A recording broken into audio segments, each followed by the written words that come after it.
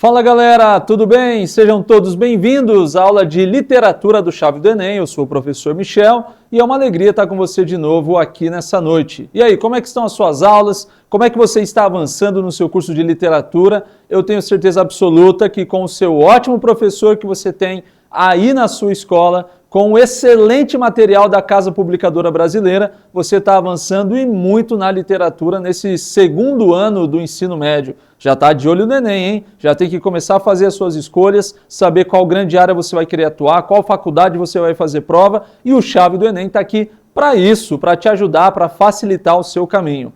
Eu já dei uma olhada nas suas respostas lá no nosso caderno de simulados e aqui nessa noite a gente vai passar por essas perguntas, comentando um pouquinho sobre elas. Estamos falando sobre a literatura do século XIX, principalmente dentro da escola do romantismo, ok? Vamos então para a nossa prova de literatura do Chave do Enem. Pergunta na tela para você. Pergunta curtinha essa aqui, hein? Para começar bem demais. É característica comum ao modernismo, escola que você ainda vai estudar no ano que vem, mas já aprendeu algumas informações aqui no Chave sobre ela. É comum ao modernismo e ao romantismo no Brasil o quê? O que elas têm em comum? Letra A. Modernismo e romantismo no Brasil têm em comum a poesia religiosa e satírica. Letra B. Elas têm em comum a representação da brasilidade. Letra C. Elas têm em comum a literatura de viagens e de informação. Elas têm em comum, modernismo e romantismo, a utilização de formas clássicas e elas têm em comum a rejeição ao nacionalismo. E aí, se você estivesse no Enem fazendo a sua prova e se deparasse com essa pergunta, o que é que você assinalaria, hein? Letra A, B, C, D ou E.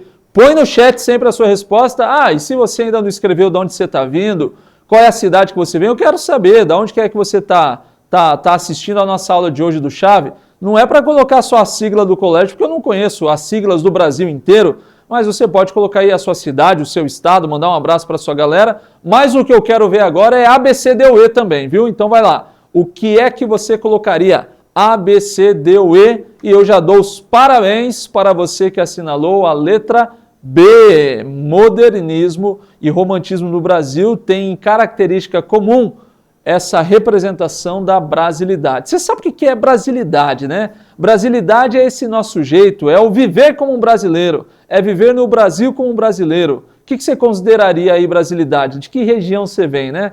Para alguns a brasilidade é a música.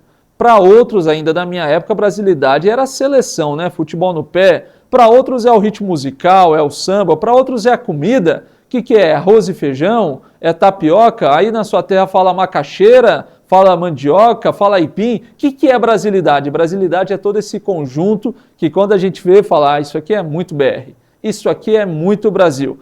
Essas duas escolas literárias, ao seu próprio modo, quiseram também representar os contextos de brasilidade, com objetivos diferentes. A primeira delas, que é o nosso assunto desse ano, o romantismo, a literatura está servindo a um projeto nacional. Nós estamos ali independentes de Portugal, estamos construindo agora o significado do que é ser brasileiro. Todos esses códigos de brasilidade estão sendo construídos, inclusive, pela literatura também. Então, a primeira geração, por exemplo, dessa poesia é uma geração que é nacionalista, né? Que louva o Brasil, os seus elementos. Quando a gente vai para a prosa também, a gente percebe que o próprio indianismo é um louvor ao Brasil, o romance histórico, o próprio romance urbano também, de alguma forma, ele vai trazer esses aspectos da brasilidade. Ou seja, entre as características do romantismo, valorizar a figura nacional, promulgar, divulgar a figura nacional é um dos seus objetivos. E o mesmo se dá também na escola do modernismo.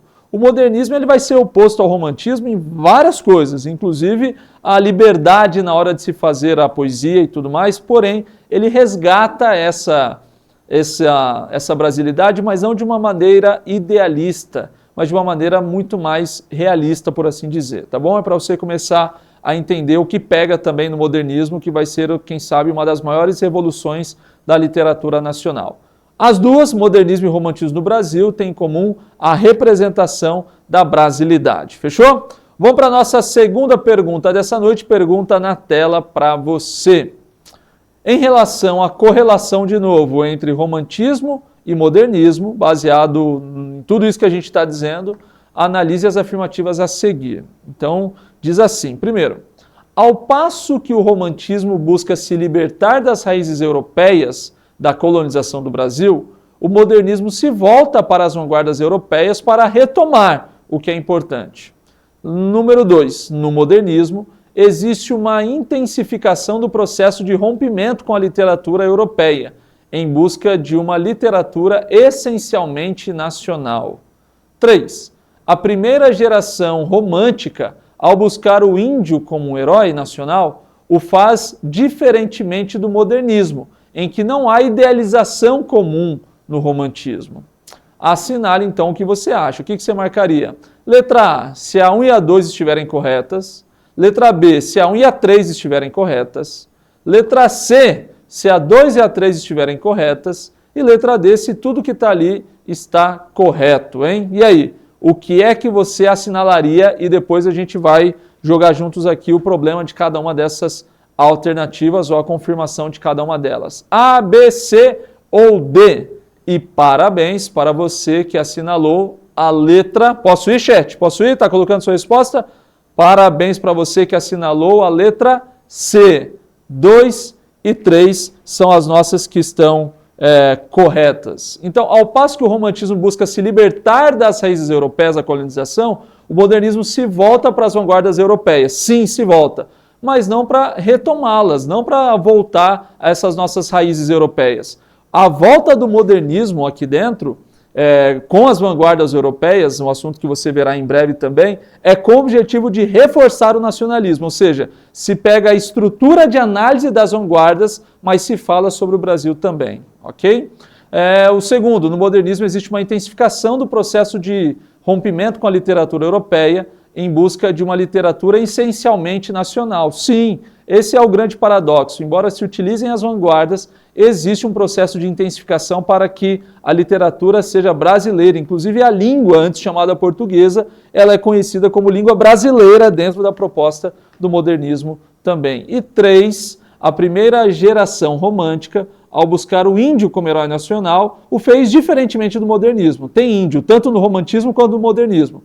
Mas lá no romantismo existe uma idealização. Já no modernismo, não. Enquanto você tem, por exemplo, no romantismo Iracema e tantos outros livros que você terá, que existe essa idealização da figura romântica, dentro do modernismo você tem, por exemplo, Macunaíma, o herói sem nenhum caráter. Não existe nenhum tipo de idealização, ok?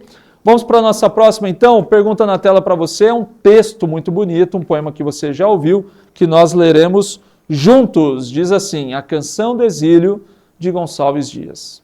Minha terra tem palmeiras, onde canta o sabiá. As aves que aqui gorjeiam, não gorjeiam como lá.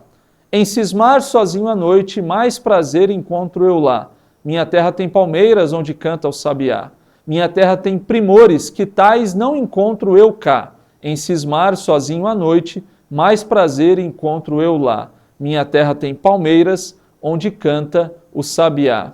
Não permita, Deus, que eu morra sem que eu volte para lá, sem que desfrute os primores que não encontro por cá, sem que ainda aviste as palmeiras, onde canta o sabiá. Antônio Gonçalves, em Canção do Exílio. Vamos lá para as nossas alternativas, então. Diz assim, para responder à questão 3, leia esse texto, e o romantismo brasileiro é um movimento artístico que ocorre concomitantemente ao processo de independência política do Brasil, ok? Considerando as características desse movimento literário, é incorreto afirmar que, tá bom? Letra A, o eu lírico apresenta um sentimento de saudosismo em relação à pátria, e na última estrofe marca o seu desejo no futuro de retorno. A gente está procurando a falsa, a incorreta, tá bom? Letra B, a falsa é que, para estabelecer a comparação entre a terra do exílio e a terra natal do eu lírico, são utilizados elementos da natureza. Letra C, o uso de verbos e pronomes na primeira pessoa trazem uma objetividade para os sentimentos do eu lírico em relação à pátria, uma objetividade. Letra D, há um sentimento de solidão do eu lírico durante o exílio, marcado de forma mais direta no verso em cismar sozinho à noite. E letra E, há uma insatisfação do eu lírico em relação ao aspecto temporal que o faz se voltar de forma saudosa ao passado e projetar o retorno à sua terra natal no futuro. Só para te lembrar, o eu lírico é como nós chamamos essa voz que fala dentro do poema, né? Dentro da prosa, do texto narrativo, é o narrador. E dentro do poema, a voz que fala, que também não é a voz do poeta, ele pode modular, é a voz do eu lírico, tá bom? E aí? Temos uma dessas que é incorreta e 4 que são informações corretíssimas sobre o texto do Gonçalves Dias e até sobre o fazer literário do romantismo. O que é que você marcaria? A, B, C, D ou E? Já infestou o chat aí com a sua resposta? Já colocou a sua letra? A, B, C, D ou E? Vamos para a resposta então? Parabéns para você que assinalou a letra C. Essa é a nossa incorreta. Vamos descobrir por quê? O eu lírico apresenta, letra A, um sentimento de saudosismo em relação à pátria. Verdade. Na última estrofe, inclusive, ele marca o seu desejo de no futuro retornar. Muito bem. Letra B. Para estabelecer a comparação entre a terra do exílio e a terra natal, são utilizados os elementos da natureza, né? A minha terra tem palmeiras, lá canta sabiá. Aqui onde eu estou no exílio, as aves até gorjeiam, mas elas não gorjeiam como lá. São os elementos da natureza que são comparados o tempo todo. Letra D. Há um sentimento de solidão do eu lírico durante o exílio, verdade. Marcado de forma mais direta quando ele diz, poxa, em cismar sozinho à noite. Isso é solidão. E letra E. Existe uma insatisfação do eu lírico em relação ao aspecto temporal, que o faz se voltar de forma saudosa ao passado e projetar ainda um retorno futuro. O problema com a letra C está no seguinte aspecto. O uso de verbos e pronomes na primeira pessoa, eles existem, tá? Todo ele é construído em primeira pessoa. Agora, qual é o recurso deles? Eles trazem uma objetividade para os sentimentos do eu lírico. Não, o fato de estar em primeira pessoa não reforça e nem diminui também a subjetividade do texto. Não é nenhuma marca de que se você utilizar terceira pessoa, você é mais subjetivo, se você utilizar primeira pessoa, você é mais objetivo. O fato de se utilizar em primeira pessoa traz ainda mais uma carga emotiva e saudosista para o texto, mas ele não aumenta a objetividade, até porque objetividade não é uma característica áurea, uma característica prima, uma característica importante dentro do fazer literário da prosa ou da poesia romântica, ok? Então é falso dizer que o fato dos pronomes e verbos estarem em primeira pessoa traz uma carga maior de objetividade para os sentimentos. Se são sentimentos, nós estamos falando sobre aquilo que é subjetivo, tá bom? Muito bem, vamos para a nossa quarta pergunta dessa noite. Vamos ver se você está craque, está indo bem? Gabaritou aí a primeira, a segunda e a terceira? Vamos então para a nossa quarta pergunta dessa noite, pergunta na tela para você. Leia o fragmento do texto O Romantismo no Brasil a seguir. E o texto diz assim: na verdade, o romantismo teve aqui no Brasil uma significação bastante diversa do que ele teve na Europa. É diferente o romantismo no Brasil do que o romantismo na Europa. Enquanto visão de mundo, ele viverá um processo de ajuste e adaptação. Os nossos autores do Brasil, os melhores, souberam aproveitar dele os elementos que serviam mais bem aos seus propósitos e deixaram outros de lado. Ou seja, na hora de trazer o romantismo da Europa para o Brasil, ele foca em alguns aspectos que reforçariam os seus objetivos, os seus propósitos, que era de louvar a característica nacional. Essa era a primeira tarefa dos nossos estudantes que iam formar-se na Europa e tomavam contato com o que chamavam de a nova poesia ou a poesia moderna, ok? Acerca do romantismo brasileiro, considere as preposições a seguir. Preposição número 1. Na poesia da primeira geração do romantismo brasileiro, destacam-se os indianistas, a exemplo de Gonçalves Dias. Muito bem. 2. Um dos traços da segunda geração, a denúncia social, encontra em Castro Alves um de seus nomes mais representativos. 3. À segunda geração vinculam-se características como o mal do século, o culto da morte e o pessimismo. E aí? 1, 2 e 3. Número 1 apenas é a letra A. Se você achar que só um está certo, é a letra A. Estamos procurando a correta. Se você marcar a letra B, você está dizendo que a 1 e a 2 estão corretas. Se você marca a letra C, você está dizendo que a 1 e 3 estão corretas. E se você marca a 2 e a 3, você está dizendo, a letra D, você está dizendo que a 2 e a 3 estão corretas, ok? Vamos analisar agora diferente, vamos analisar as afirmativas, depois a gente põe a resposta certa para você. Já escolhe aí a sua resposta e põe no chat aí se é A, B, C ou D. Na poesia da primeira geração, destacam-se os indianistas. Muito bem. A exemplo de Gonçalves Dias, também posicionado aqui nessa primeira geração. Ó, a 1, tudo que está 1 aí está no jogo. Então vamos deixar de lado a D, que já está errado. Estamos entre A, B e C. 2. Um dos traços da segunda geração, a denúncia social, encontra em Castro Alves um dos seus mais representativos nomes. O problema é que essa denúncia social não é característica da segunda geração. É da terceira geração, chamada de Condoreira. É a terceira geração da poesia romântica que vai fazer a denúncia social com o próprio Castro Alves, por exemplo, em Navio Negreiro. Aqui a gente já está no fim do ciclo do romantismo, quase chegando nos eventos da década de 80, com a abolição da escravatura, e essa literatura romântica se torna panfletária, ela se torna militante, ela defende uma causa que, nesse caso, é o fim da própria escravidão. Então, a 2 está errada. Tudo que tem 2 ali está errado. Então, ou seja, ou é letra A, 1 apenas, ou é C, 1 e 3 apenas. Vamos pensar um pouquinho, então, na afirmativa 3.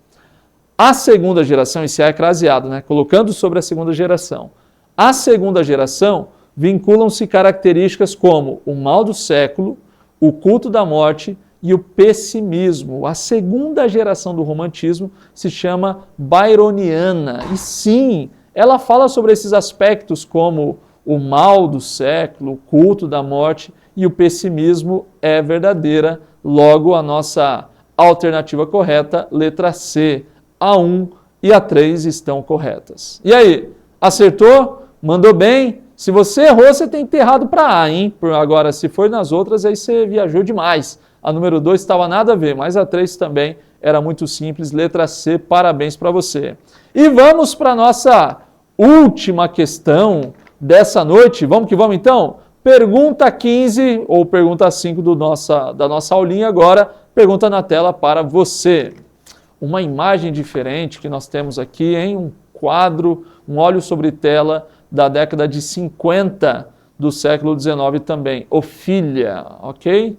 Ofília. O conjunto dos elementos da imagem podem ser corretamente relacionados com um tema que fascinou os escritores da segunda geração romântica brasileira, hein? Acabamos de ver isso. Considerando a afirmativa anterior, está correto o que se afirma em: o binômio amor-morte traduz-se muitas vezes pela predominância do desejo de amar sobre o desejo de morrer. Quando a gente fala que a segunda geração tem que ver com amor e morte, o amar está acima do morrer. Letra B. A mulher é apresentada pelos poetas da segunda geração com uma beleza física real, plenamente acessível ao eu lírico. Letra C. A morte aparece nos poemas ultrarromânticos indissociavelmente ligada ao amor não correspondido, fonte do sofrimento insuportável. Letra D.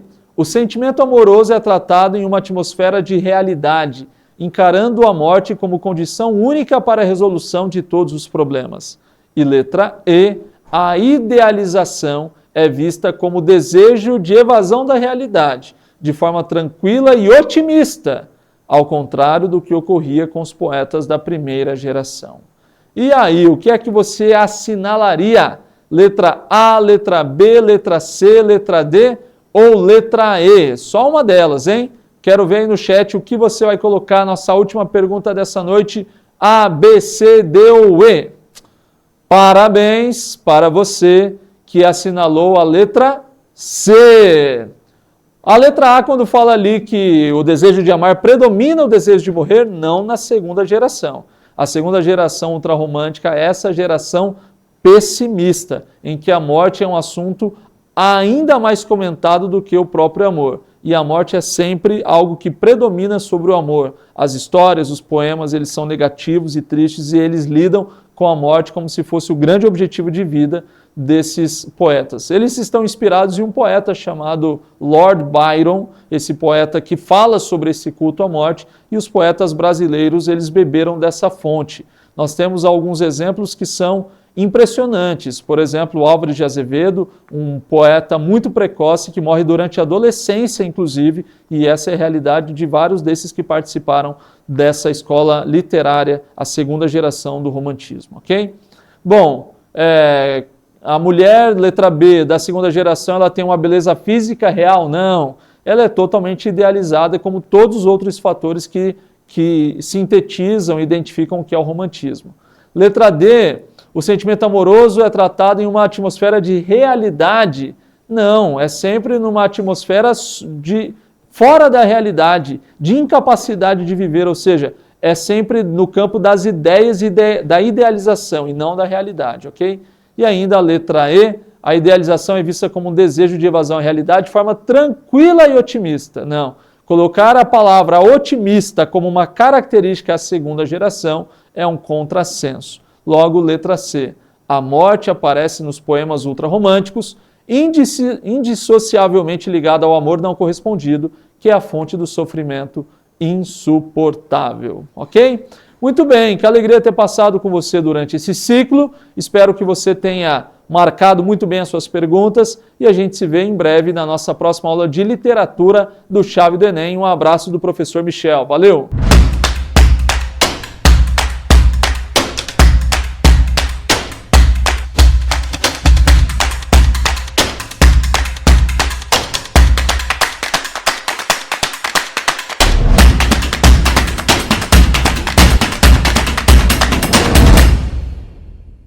Olá pessoal, tudo bem com vocês? E aí?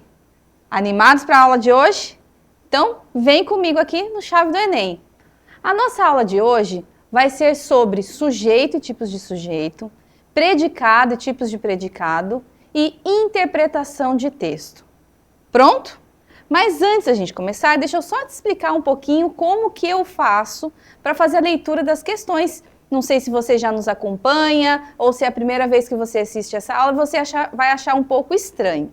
Eu gosto muito de, antes de começar a ler os textos, que normalmente tem em todas as questões, ler primeiro o enunciado da questão. Por quê? Porque assim a gente já foca naquilo que é necessário prestar atenção para fazer a leitura do texto. Assim a gente economiza tempo. E você sabe que tempo é tudo no vestibular e no Enem, não é mesmo?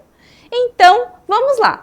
Você viu que eu até inverti aqui na tela a ordem dessas coisas, ok? Então, primeira questão diz assim, ó, releia este fragmento do texto. Então, o fragmento já está destacado ali, ó. Você acabou de comprar remédios e a atendente lhe oferece vitaminas. 3 dias depois que visitou uma livraria e adquiriu livros, chega um e-mail da loja alegando que você não tem aparecido. Todos correm atrás de dinheiro. Esse é o fragmento do texto. Opa! Olha o spoiler! E aí a gente tem a seguinte pergunta. Considerando a transitividade verbal e a estrutura dos períodos desse fragmento, os verbos comprar e adquirir classificam-se como verbos transitivos indiretos. Ou B, oferecer classifica-se como verbo transitivo direto e indireto. C, chegar e visitar classificam-se como verbos transitivos diretos. Ou alternativa D, correr classifica-se como verbo transitivo direto e indireto.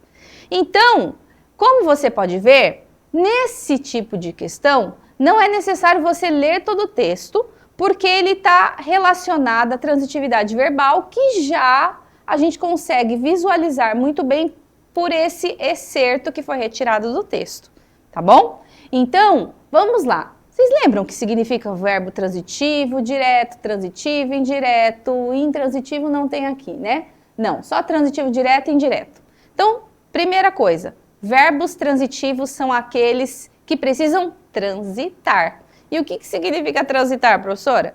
Transitar nada mais significa do que precisa de um complemento. Existem verbos que precisam de complemento na nossa língua e verbos que não precisam. Por exemplo, o verbo, deixa eu pensar, caiu. Eu caí. O verbo não precisa de complemento, ele é um verbo intransitivo. Agora, se eu digo assim, ó, eu comi, você vai perguntar, o quê? Se eu comi, eu tenho que ter comido alguma coisa. Então, o verbo comer, ele é um verbo que precisa de um complemento. Então, ele é um verbo transitivo. E aí, nós temos dois tipos de complementos relacionados aos verbos transitivos. Os diretos e os indiretos, tá? Verbos transitivos diretos são aqueles que são complemento de um verbo transitivo e que entre o verbo e o seu complemento não é exigido pelo verbo uma preposição. Já os verbos transitivos indiretos são aqueles que, para fazer a ligação entre o verbo transitivo e o seu complemento, que a gente chama de objeto, ele vai precisar de uma preposição. O verbo exige essa preposição. Então, é transitivo indireto, ok? E também tem uma outra forma de você pensar. Normalmente, os verbos transitivos diretos, eles vão fazer a perguntinha para o verbo, o que, quem. E os transitivos indiretos, na própria pergunta você já vai ter uma preposição. De que, de quem, ó, a preposição de aparecendo. É claro que nem sempre vai ser a preposição de que vai aparecer. Depende do verbo e da preposição exigida por esse verbo, ok? Por exemplo, o verbo assistir no sentido de ver. Quem assiste, assiste a algo. Então, a preposição exigida pelo verbo assistir é a preposição a e não a preposição de, como no exemplo que eu dei anteriormente, ok? Então, tá afiadinho aí entre a transitividade do verbo, transitivo direto, transitivo indireto, então agora acho que fica fácil responder, né? Quando a gente tem ali, ó, você acabou de comprar o quê? Remédios.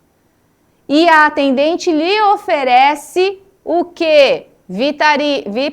Vitaminas. Para quem que está oferecendo? Para esse lhe, né? E olha o que está dizendo ali, ó. Comprar e adquirir classificam-se como verbos transitivos indiretos. Será que isso está verdadeiro? B. Oferecer classifica-se como verbo transitivo direto e indireto. Quem oferece, oferece alguma coisa para alguém. É isso que a gente vê ali no texto? C. Chegar e visitar, desculpa, classificam-se como verbos transitivos diretos. Olha lá, chega um e-mail da loja alegando que você não tem aparecido. Isso daí, ó, é um objeto direto desse verbo? E a última, né, todos correm, não, é chegar e visitar, não é correr, ó, tô indo já pro último. O verbo visitar ali, ó, 3 dias depois que visitou o quê? Uma livraria, é um verbo transitivo direto. E D, correr, classifica-se como verbo transitivo direto e indireto, ou seja, é aquele verbo que vai exigir mais de um complemento. E aí, o que você respondeu? Eu espero que você tenha respondido a letra B. Quem oferece, oferece algo a alguém. Mas, prof, quem que é esse alguém aí que a senhora está falando? É o lhe. O lhe ali nessa frase está funcionando como objeto indireto do verbo oferecer. É para quem está sendo oferecido, oferecidas, né? Porque se refere às vitaminas, essas vitaminas. Então, eu ofereci o quê? Vitaminas. Para quem? Para o lhe. Que está se referindo, obviamente, a alguma pessoa que já foi mencionada anteriormente no texto. Tá bom? Então, esta é a correta. Agora, por que a A não está correta? Ali está dizendo que esses dois verbos, comprar e adquirir, são transitivos indiretos. Já logo no primeiro verbo, você vê que essa informação não é verdadeira. Quem compra, compra algo. Ele é um verbo transitivo direto. Comprei o quê? Remédios. Então, já está errada essa alternativa. Alternativa C. Chegar e visitar classificam-se como verbos transitivos diretos. Então, vamos ler ali, ó. 3 dias depois que visitou uma livraria, e adquiriu livros, chega um e-mail da loja alegando que você não tem aparecido. O que chegou? Quem é o sujeito do verbo chegar? Um e-mail da loja chega. Esse verbo aí, ele é um verbo intransitivo, ok? Ele não tem um complemento ali. Então, já também não tem como ser transitivo direto. O verbo visitar até é transitivo direto, mas o verbo chegar não, ok? Então, não tem como ser a alternativa C. E a alternativa D está dizendo ali que o verbo correr classifica-se como transitivo direto e indireto. Não, não é só porque tem a preposição de ali, ó, que automaticamente eu vou ter um objeto indireto. Porque essa preposição de precisa estar relacionada ao verbo correr. Tira lá o atrás. Vamos fazer um teste, ó. Tira o atrás. Todos correm de dinheiro. É isso que está sendo dito ali? Não, atrás de dinheiro. Esse de dinheiro está relacionado a atrás, tá? E correr, quem corre, corre. Atrás é um advérbio, não é nem complemento do verbo ali, tá bom? Então, também está errada.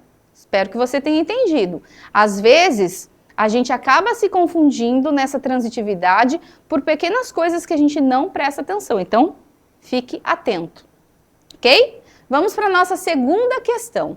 A segunda questão vai trazer uma questão referente à interpretação de texto, mas também vai relembrar um conteúdo lá do primeiro ano, que são as funções da linguagem. Olha o que diz ali, ó. O cumprimento da função referencial da linguagem é uma marca característica do gênero resumo de artigo acadêmico. Faz uma afirmação, tá? Então, um resumo de artigo acadêmico vai cumprir a função referencial. O que é a função referencial? É aquela que vai trazer as informações, o contexto referente a respeito de alguma coisa. A pergunta em si diz assim, ó, na estrutura desse texto, essa função é estabelecida pela. Então, qual é a característica na estrutura desse texto ali em questão, resumo de artigo acadêmico, que a gente pode dizer que é uma característica da função referencial da linguagem? E aí nós temos que ler o texto, não tem como. Então, vamos lá. O título do texto é A imagem da negra e do negro em produtos de beleza e a estética do racismo. Resumo. Este artigo tem por finalidade discutir a representação da população negra, especialmente da mulher negra, em imagens de produtos de beleza presentes em comércios do Nordeste goiano.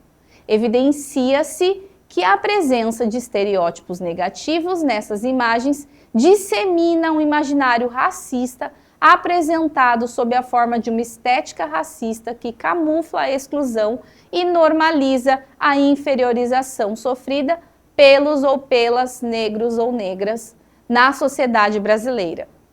A análise do material imagético aponta a desvalorização estética do negro, especialmente da mulher negra, e a idealização da beleza e do branqueamento a serem alcançados por meio do uso dos produtos apresentados. O discurso midiático publicitário dos produtos de beleza rememora e legitima a prática de uma ética racista construída e atuante no cotidiano. Frente a essa discussão, sugere-se que o trabalho antirracismo, feito nos diversos espaços sociais, considere o uso de estratégias para uma descolonização estética que empodere os sujeitos negros por meio de sua valorização estética e protagonismo na construção de uma ética da diversidade. E aí nós temos as palavras-chave: estética, racismo, mídia, educação e diversidade. Então, na estrutura desse texto, o que evidencia a função referencial? Então, vamos às alternativas. Alternativa A, impessoalidade, na organização da objetividade das informações, como em este artigo tem por finalidade e evidencia-se. B, seleção lexical, no desenvolvimento sequencial do texto, como em imaginário racista e estética do negro. C. Metaforização, relativa à construção dos sentidos figurados, como nas expressões descolonização estética e discurso midiático publicitário. Alternativa D. Nominalização, produzida por meio de processos derivacionais na formação de palavras como inferiorização e desvalorização. E alternativa E. Adjetivação, organizada para criar uma terminologia antirracista, como em ética da diversidade e descolonização estética. O que dessas coisinhas ali, ó, impessoalidade, seleção lexical, metaforização, nominalização ou adjetivação, são características da função referencial da linguagem? E aí? Mas cuidado, não fique só na leitura dessa parte, porque tem algumas coisas aqui que até podem se encaixar na função referencial, mas o comentário que vem em seguida pode fazer com que isso invalide a resposta. Tá bom? Então, muita atenção na hora de ler questões como essa. Lembrou aí das funções da linguagem? Se você lembrou, tá facílimo responder essa questão. Por quê?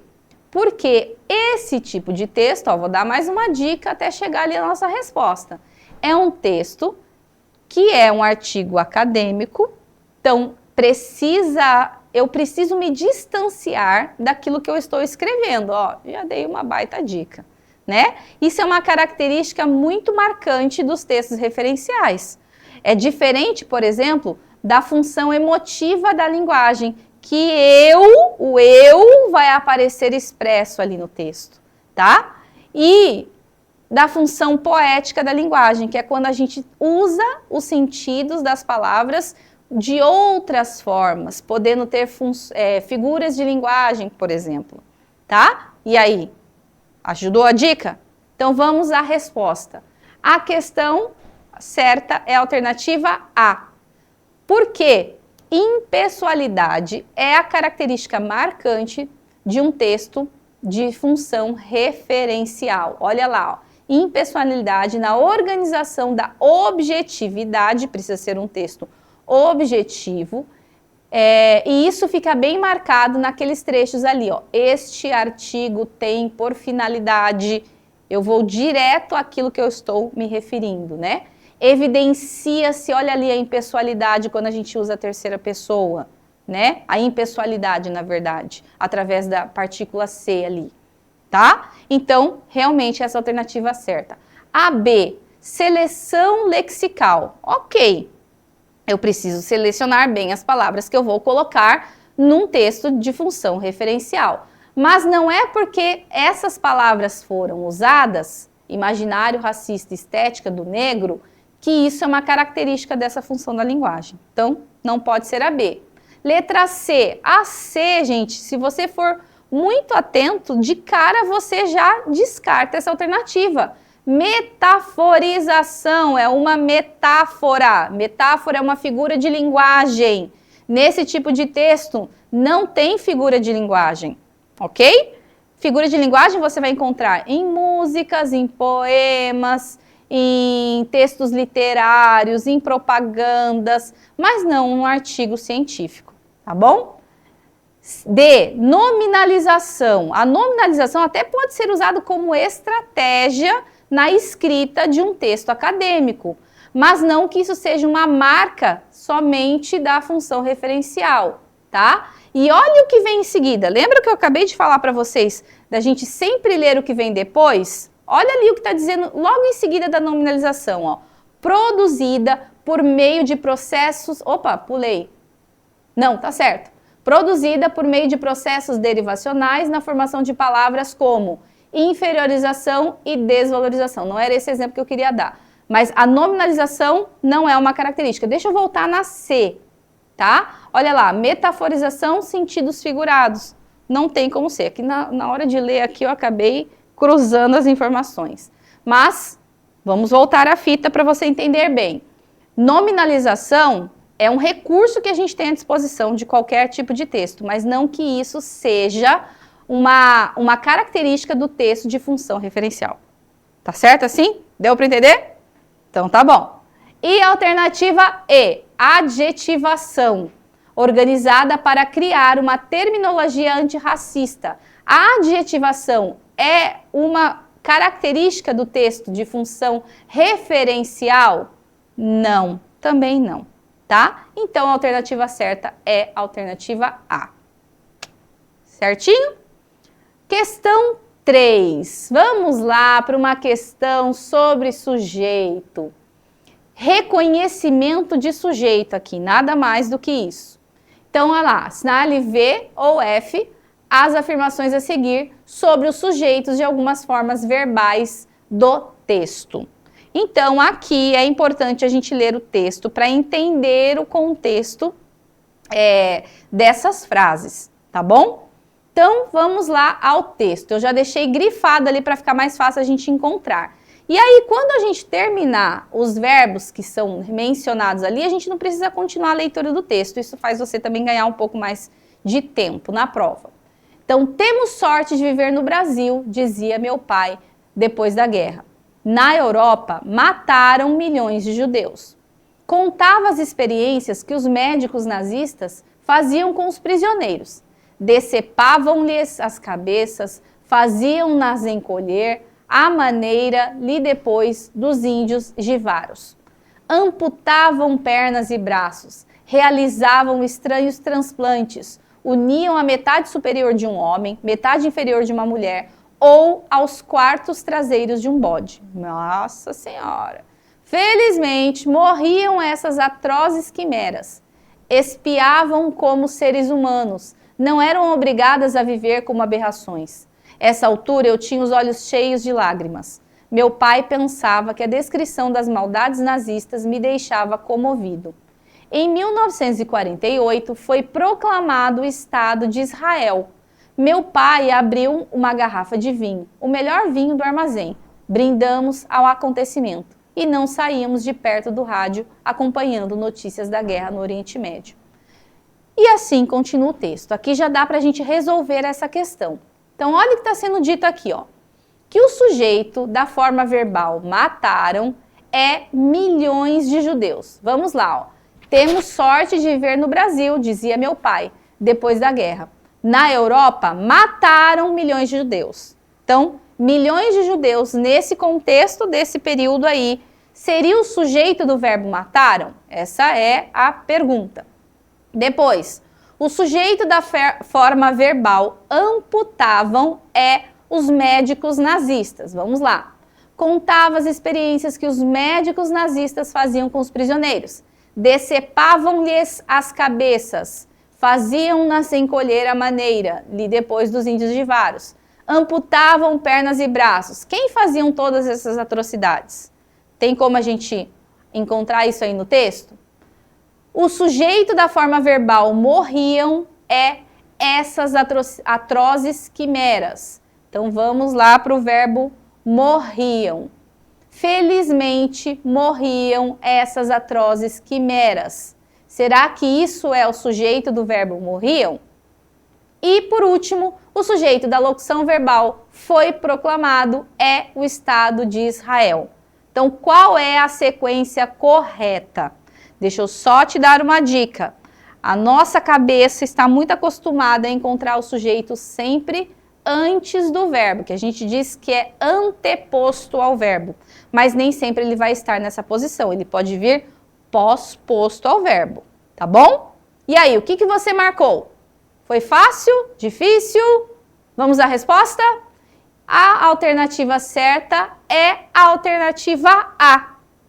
Por quê? Olha lá, o sujeito da forma verbal mataram é milhões de judeus. Não. Milhões de judeus aí nesse contexto é o objeto do verbo mataram, é o complemento do verbo mataram. Lembra que a gente acabou de relembrar ali a transitividade verbal? Então, alguém matou. Você sabe quem matou? Até a gente sabe, né, nesse contexto da guerra, da Segunda Guerra Mundial. Só que não está sendo dito ali. E o que foi morto? O que mataram? Milhões de judeus. Então, os nazistas, né, poderíamos dizer que seria o sujeito, mas ele não aparece aí, mataram milhões de judeus. Milhões de judeus é o complemento do verbo mataram. Então, realmente, falsa a primeira alternativa, a primeira frase. A segunda, o sujeito da forma verbal amputaram é os médicos nazistas. Vamos lá, ó. Contava as experiências que os médicos nazistas faziam com os prisioneiros. Decepavam, faziam-lhes encolher, amputavam. Esses verbos todos estão se referindo aos médicos nazistas que foram falados no primeiro período do segundo parágrafo ali, tá? Então, está correto, verdadeiro. O sujeito da forma verbal morriam é essas atrocidades. Então, vamos voltar ali, ó. Felizmente, essas atrozes quimeras morriam. Lembra que eu acabei de falar que nem sempre o sujeito vai estar no início da oração? Ele pode vir pós-posto ao verbo? Foi o que aconteceu aí. E por último, o sujeito da locução verbal foi proclamado é o Estado de Israel. Opa, vamos voltar aqui. Estou indo já para a próxima questão. Estou com pressa? Não. Mas vamos lá. Em 1948, o Estado de Israel foi proclamado. Então, realmente, o Estado de Israel é o sujeito dessa oração. Tá bom? Então, chegamos à nossa quarta questão, que vai estar relacionada a essa tirinha aqui, ó, tá? Então, vamos ler primeiro a pergunta, como é o meu costume de fazer. A tirinha de Quino é composta por 4 sequências. A partir desse texto sobre Mafalda e de conhecimentos pessoais prévios, avalie as afirmações a seguir. Então, primeira afirmação. Mafalda revela sensibilidade e incômodo ao ver moradores de rua que não têm acesso a direitos básicos garantidos na Constituição Federal. Entretanto, então tem ali uma conjunção de oposição, ao usar o sujeito indeterminado na terceira sequência, a menina protege os omissos que não defendem e garantem os direitos das pessoas que vivem na pobreza, ao não revelar o nome nem cargo e ou função dos possíveis responsáveis. Será que isso está certo? 2. Susanita, interlocutora de Mafalda, se contradiz porque na primeira fala, segunda sequência, ao usar um elemento coesivo de adição, ela concorda com Mafalda sobre o sentimento de compaixão em relação aos pobres. Entretanto, na segunda fala, quarta sequência, ao afirmar que deveria esconder os pobres, ela sugere a prática do higienismo social urbano. E 3. No período deviam dar casa, trabalho, proteção e bem-estar aos pobres, o predicado é verbo nominal. Então, vamos lá, o que está correto? Alternativa 1, afirmação 1 e 3, apenas 1, 1 e 2 apenas, 2 apenas, 2, 1, 2 e 3 apenas. Apenas não, né? Daí são todos. Vamos à tirinha. Então lá tá a Mafalda passeando com a sua amiga e vê uma pessoa ali deitadinha não, sentadinha no chão, né? Quando eu vejo um pobre, fico com o coração apertado. Aí a amiga dela diz, eu também. Deviam dar casa, trabalho, proteção e bem-estar aos pobres. Para que tudo isso? Era só escondê-los. E aí, qual dessas afirmações está correta? Deu para identificar? Então vamos à resposta? A resposta correta é 2 apenas. Susanita, interlocutora de Mafalda, se contradiz, porque na primeira fala, na segunda sequência, ao usar um elemento coesivo de adição, ela concorda com Mafalda sobre o sentimento de compaixão em relação aos pobres. Mas, na segunda fala, ao afirmar que deveria escondê-los, ela sugere a prática de higienismo social urbano. E é realmente isso que acontece. Vamos para a afirmativa 3. No período deviam dar casa, trabalho, proteção e bem-estar aos pobres. O predicado é verbo nominal. E aí, vamos lembrar um pouquinho isso? O que é um predicado verbo nominal? É aquele predicado que vai ter 2 núcleos, um verbo e um nome. Então, o verbo no predicado verbal, normalmente está relacionado a um verbo transitivo ou a um verbo intransitivo. E o nominal está relacionado à característica ou do sujeito ou do predicado. E quando a gente diz ali, ó, deviam dar o quê? Casa. Cadê o predicativo aí? Não tem predicativo. A gente só tem um verbo de ação. Deviam dar casa, deviam dar trabalho, né? Não temos um predicado verbo nominal. Então, por isso que a 13 está incorreta. Agora, por que a 1 está incorreta? Mafalda revela sensibilidade e incômodo ao ver moradores de rua que não têm acesso a direitos básicos garantidos na Constituição Federal. Entretanto, ao usar o sujeito indeterminado na terceira sequência, vamos ver ali, ó, deviam dar casa, trabalho, tá? Quem deviam dar casa, trabalho? Será que a gente pode chamar isso de sujeito indeterminado? A menina protege os omissos. Não protege os omissos. Quando ela diz que deviam dar casa, trabalho e isso e aquilo, ela está dizendo, não está fazendo com que eles não cumpram as obrigações que eles teriam com esse grupo de pessoas mencionado na tirinha. Então, também não está correta a afirmativa 1, tá bom? Então, por isso que nós só temos ali a 2 como verdadeira. Então, opção D, beleza? Chegamos na metade da nossa aula. Se você está um pouco cansadinho já, ó, se levanta, espreguiça, bebe uma água e corre para cá. Essa aqui é mais curtinha, as próximas duas são mais curtinhas, tá? Assinale a alternativa em que há predicado verbo nominal.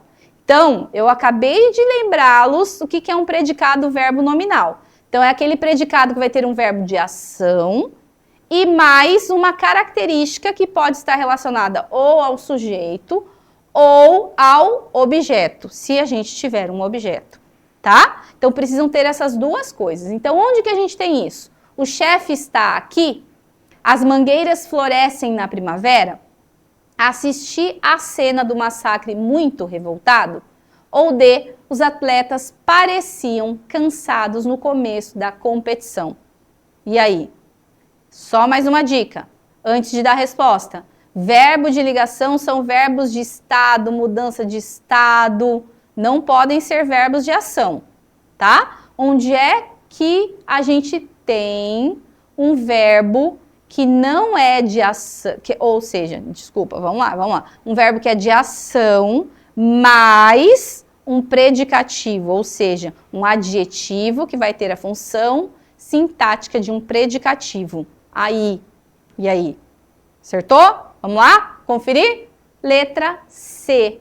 Mas, professora, está na letra A, não é um verbo de estado? Sim, mas para ser um verbo de estado, né, eu teria que ter uma característica do chefe. Aqui é uma característica do chefe?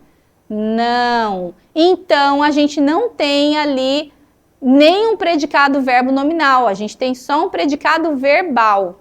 A gente tem o verbo estar ali na função de intransitivo, acompanhado de aqui, que vai trazer a circunstância de lugar, tá bom? Então, cuidado, lembrem-se que as palavras, né, as classes gramaticais, nas funções sintáticas, elas podem exercer várias funções, depende de como elas são usadas. Na alternativa B, então a A, descartamos. As mangueiras florescem na primavera. Florescer é um verbo de ação e na primavera é uma circunstância de tempo. Então, a gente só tem aí um predicado verbal. Alternativa C é a correta. Assisti a cena do massacre muito revoltado. Então, eu tenho ali o verbo assistir, que é um verbo de ação. Então, temos um predicado verbal. E revoltado se refere a uma característica do sujeito. Então, nós temos aí um predicado verbo nominal. Verbo nominal é quando nós temos essas duas características. Verbo de ação mais algum tipo de predicativo, que vai ser a característica relacionada ou ao sujeito ou ao objeto. ok? E a alternativa D, os atletas pareciam cansados no começo da competição. Aqui a gente tem o verbo parecer. Parecer é um verbo de ação? Não, é um verbo de estado. Tanto é que ele vem acompanhado do estado do sujeito ali, ó, cansados, que é o predicativo do sujeito. Então, nessa última opção aqui, nós temos um predicado nominal apenas, e não verbo nominal, como nós temos na alternativa C. Tá bom? Na questão 6, para a gente ficar bem forte, como diziam as pessoas, né? Quando a gente repete a mesma coisa, para a gente ficar bem forte, para a gente não ter mais dúvidas, porque eu acho que esse é o tipo de predicado mais complexo para a gente. Nós vamos repetir uma questão de predicado verbo nominal. Então, vamos ver se você acertou. Eu dei uma olhadinha na resolução de questões lá, e essas foram as questões que vocês mais erraram, tá? Então, precisa prestar atenção. Alternativa A, João anda apressadamente. B, Maria parece preocupada. C, João voltou decepcionado da entrevista. E D, Maria ficou muito bonita. Onde nós temos um predicado verbo nominal? Respondeu? Letra C, João voltou decepcionado da entrevista. Voltar é um verbo de ação. Decepcionado é uma característica do sujeito. Então, nós temos ali as duas coisas necessárias para um predicado verbo nominal. Agora, a alternativa A. Por que que não pode ser? Então, vamos lá. João anda apressadamente. O verbo andar, ele pode ter a função de ligação. Mas, para ser função de ligação, apressadamente tinha que ser uma característica do sujeito. E não é. Apressadamente é a circunstância relacionada ao verbo andar, que é um verbo intransitivo, é um verbo de ação intransitivo. Então, só temos um predicado verbal. Na B, Maria parece preocupada. Parecer é um verbo de ligação e em seguida eu tenho um predicativo. Mas, quando eu tenho essa combinação, eu tenho um predicado nominal apenas e não verbo nominal. E D, Maria ficou muito bonita. Verbo ficar aí está fazendo a função de ligação e bonita seria a característica da Maria.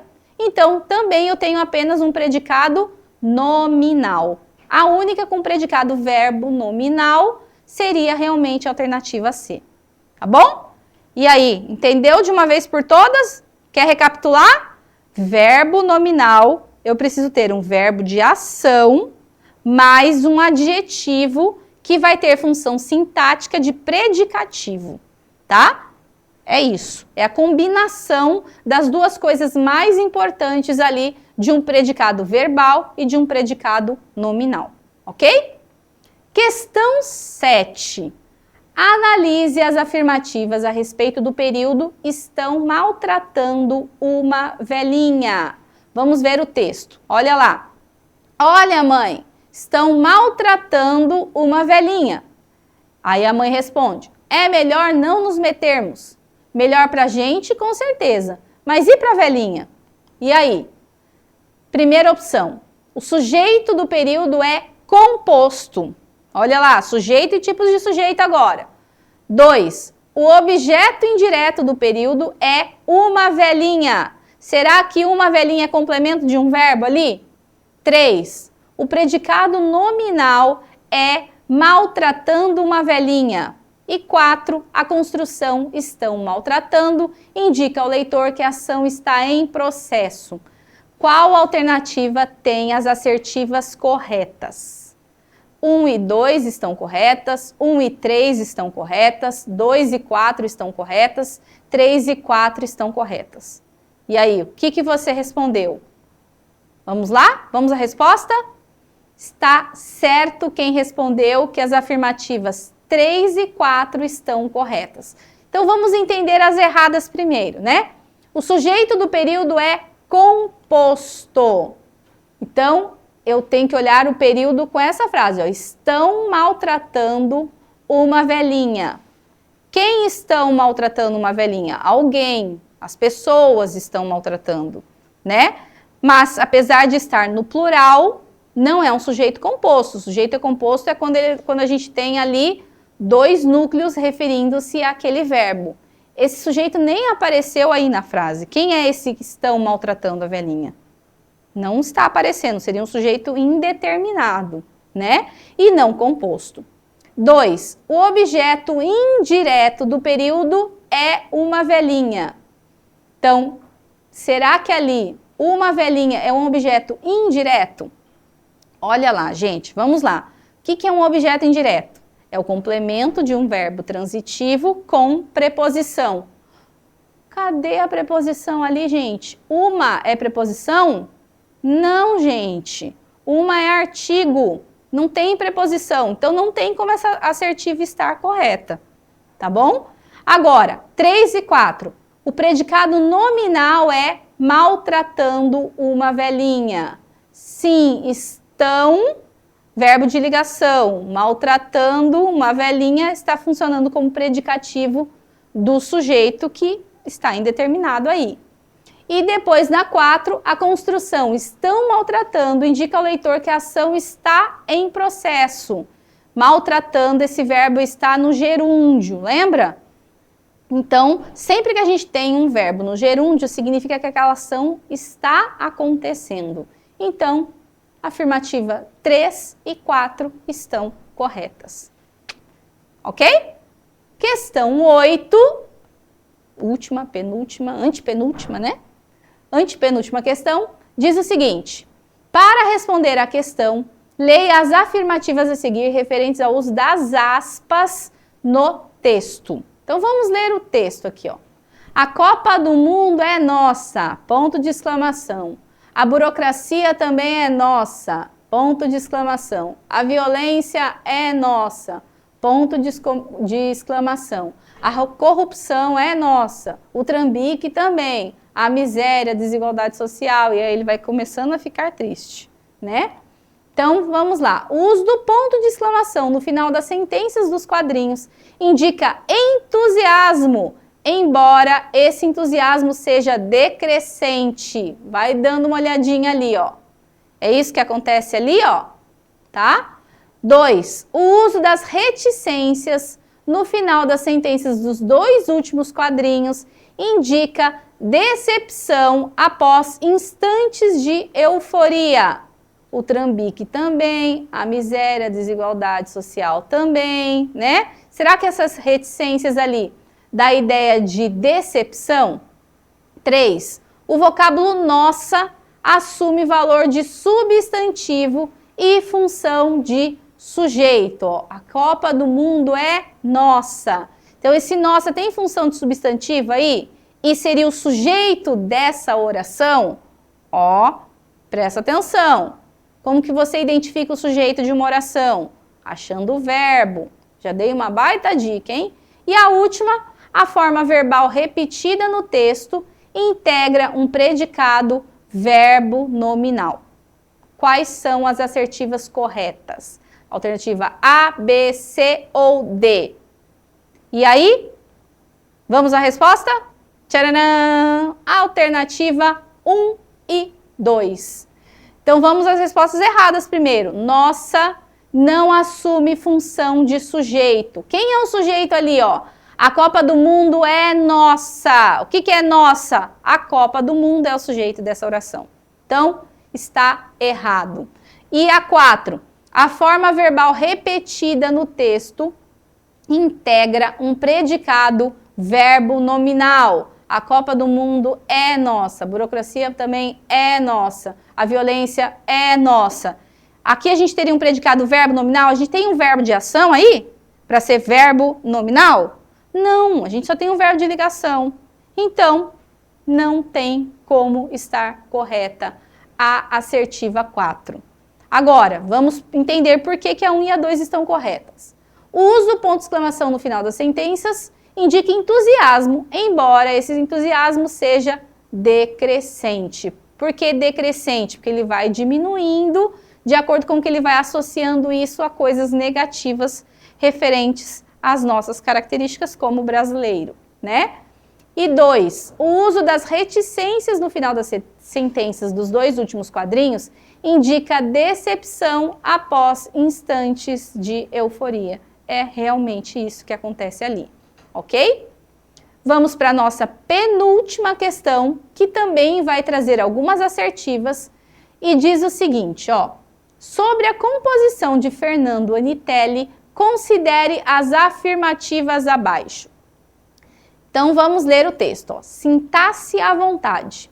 Senhoras e senhores, respeitável público pagão, bem-vindos ao Teatro Mágico, sinta-se à vontade. A partir de sempre, toda cura pertence a nós. Toda resposta e dúvida, todo sujeito é livre para conjugar o verbo que quiser. Todo verbo é livre para ser direto ou indireto. Nenhum predicado será prejudicado, nem tampouco a vírgula, nem a crase, nem a frase e o ponto final. Afinal, a má gramática da vida nos põe entre pausas, entre vírgulas. E estar entre vírgulas pode ser aposto, e eu aposto o oposto, que vou cativar a todos, sendo apenas um sujeito simples, um sujeito e sua oração, sua prece e sua verdade, sua fé, que a regência da paz sirva a todos nós. Então, será que esse texto critica a organização semântica da língua portuguesa? 2. Traz o prenúncio de uma nova gramática da língua portuguesa? 3. Utiliza a sintaxe da língua para criticar a falta de liberdade que as normas impõem? Ou 4. Denota a criatividade proporcionada pela norma culta da língua portuguesa? E aí? A alternativa correta é A, 1 e 2, B, 2 e 3, C, 2 e 4, D, 3 ou apenas 4? E aí? O que você colocou? A alternativa correta é a 3. Utiliza a sintaxe da língua para criticar a falta de liberdade que as normas impõem. Tá? Critica a organização semântica da língua portuguesa? Não é isso que ele está falando, ele está trabalhando com a sintaxe e não com os sentidos. Traz o prenúncio de uma nova gramática da língua portuguesa? De jeito nenhum, né? Ele faz até no finalzinho ali, ó, opa, deixa eu voltar aqui, ele vai falar que isso vai cativar a todos, sendo apenas um sujeito simples, ou seja, não traz um prenúncio dizendo que vai mudar a gramática, vai continuar e vai cativar, e por isso vai cativar. E 4, denota a criatividade proporcionada pela norma culta da língua. Então, na verdade, aqui é uma questão de pura leitura de atenção. Ó. Denota a criatividade? Sim, foi muito criativo o texto. Se você parar aí a leitura, você vai errar essa questão, né? Mas não proporcionada pela norma culta da língua, e sim pelo próprio autor do texto. Ele soube usar a sintaxe em seu favor ali. Então, a criatividade, na verdade, foi do autor do texto, e não da análise sintática, não da sintaxe da nossa língua, tá?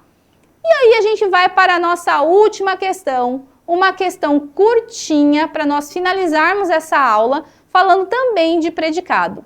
Temos um exemplo de sujeito simples e predicado nominal em: ninguém esteve aqui hoje, os alunos saíram perturbados da aula, todos ficaram muito perturbados com o fato, ou espera-se um bom comportamento dos políticos.